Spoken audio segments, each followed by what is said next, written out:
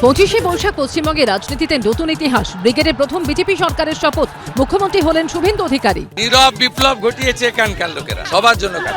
আমি শুভেন্দু অধিকারী। ইতিহাসের সাক্ষী ব্রিগেড। শপথ মঞ্চে নত জানান প্রধানমন্ত্রী। রাজ্যবাসীকে প্রণাম নরেন্দ্র মোদী। জড়িয়ে ধরলেন নতুন মুখ্যমন্ত্রীকে।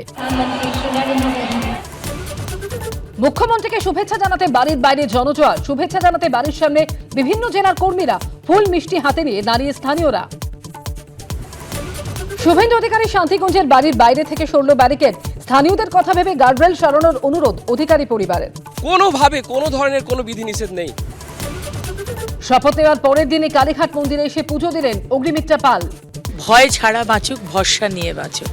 সেবা করতে এসেছে, শাসন নয়। শনিবার ব্রিগেডে মন্ত্রী হিসেবে শপথ। ফুরফুরে মেজাজে ইকো পার্কে মর্নিং ওয়াক। দলীয় কর্মীদের সঙ্গে সেলিব্রেশনে দিলীপ ঘোষ। প্রথম দ্বিতীয় বলে কিছু নেই, সব কাজই করতে হবে একসঙ্গে। কি নিয়ে সরগরম রাজ্য রাজনীতি, কি বলছেন হীরক রাজু সভাসদরা? হীরক রাজার দরবার রাত 10:30টায়।